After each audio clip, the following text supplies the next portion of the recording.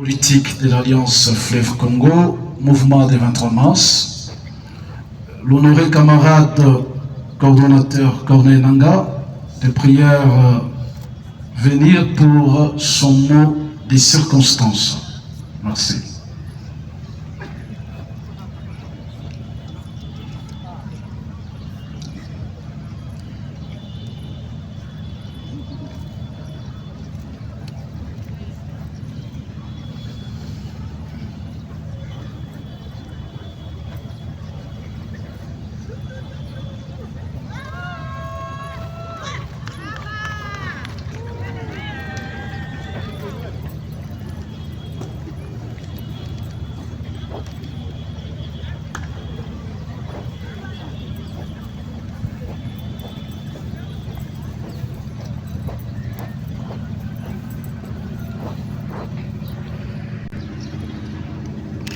Mesdames et messieurs, chères familles endeuillées, très chers compatriotes,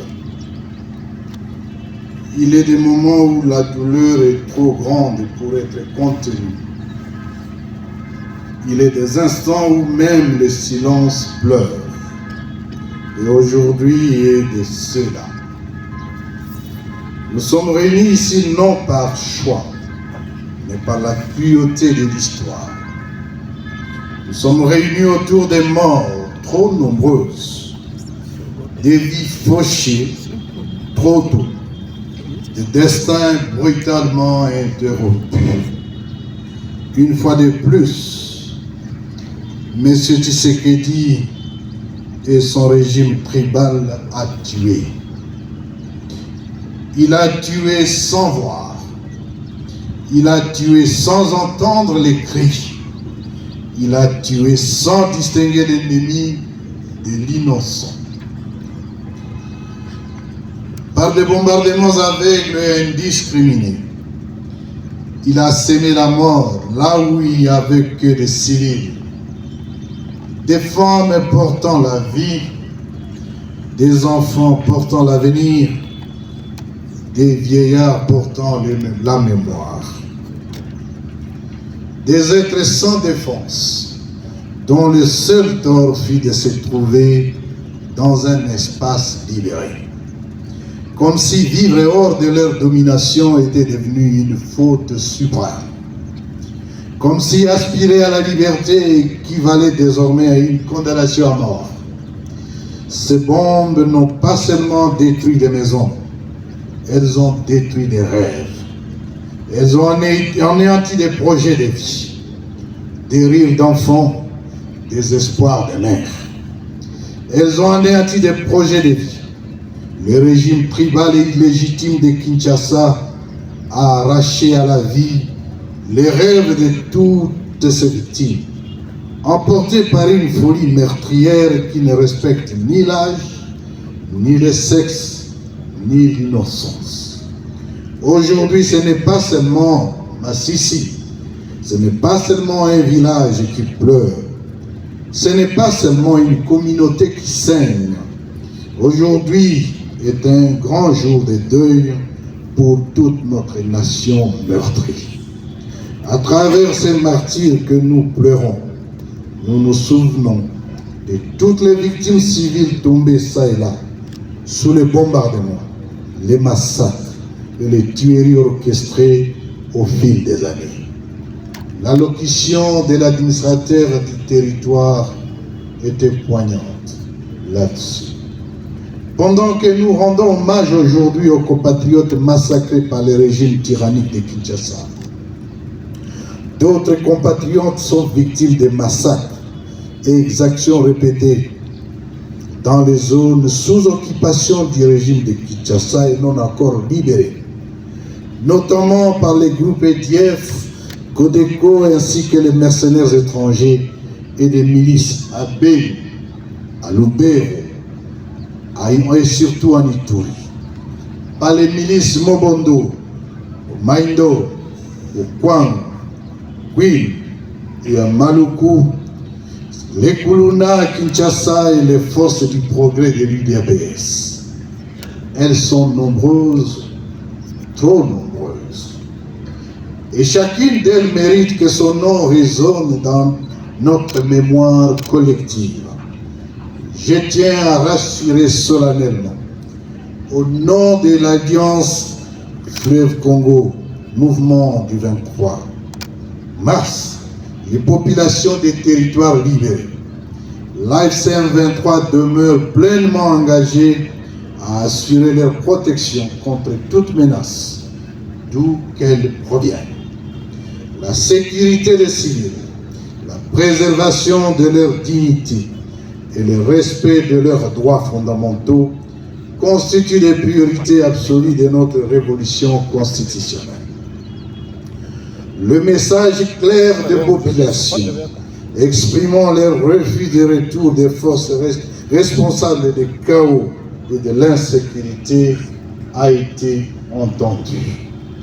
Les territoires libérés doivent demeurer des espaces de paix, d'unité, de sécurité et de vivre ensemble, sans exclusion, sans haine et sans persécution. Ne laissons personne réduire ces morts à des simples statistiques. Derrière chaque victime, il y a une histoire. Un enfant qui rêvait de devenir médecin, un autre avocat ou encore un homme d'affaires. Une mère qui se battait pour nourrir les siens. Un père qui espérait simplement voir des enfants grandir en paix. Ils n'étaient pas des combattants, ils n'étaient pas des menaces, ils étaient la vie même. Qu'on l'entende clair ici et ailleurs, la légitimité mensongère, politique dont se prévaut le régime de Kinshasa ne lui donne aucun droit de tuer la population. Aucune élection, aucune reconnaissance internationale, aucun slogan patriotique ne peut justifier la menace des civils, les massacres des civils. Un pouvoir qui bombarde son peuple perd toute légitimité morale. Un État qui tue ses enfants se condamne devant l'histoire. En s'intestant de profondes afflictions, l'AFCM 23 exprime sa compassion la plus sincère et la plus profonde aux familles endeuillées. Nous savons que les mots sont faits face à la perte d'un être cher. Nous savons que rien ne remplacera une mère, un enfant, un époux ou une sœur. Mais nous voulons que vous sachiez ceci, votre douleur est la nôtre. Nous pleurons avec vous, nous portons ce deuil avec vous et nous refusons que votre souffrance soit ignorée ou banalisée.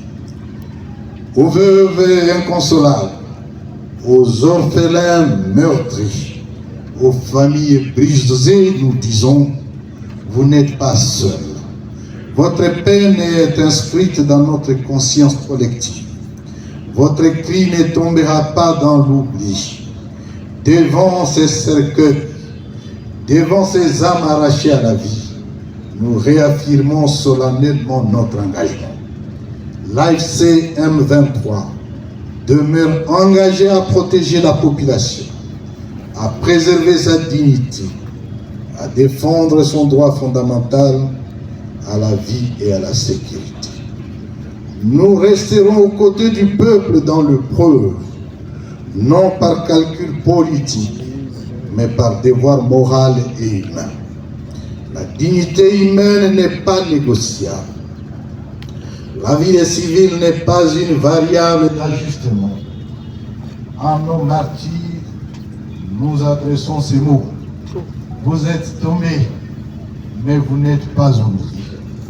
Votre sang n'effacera pas la vérité.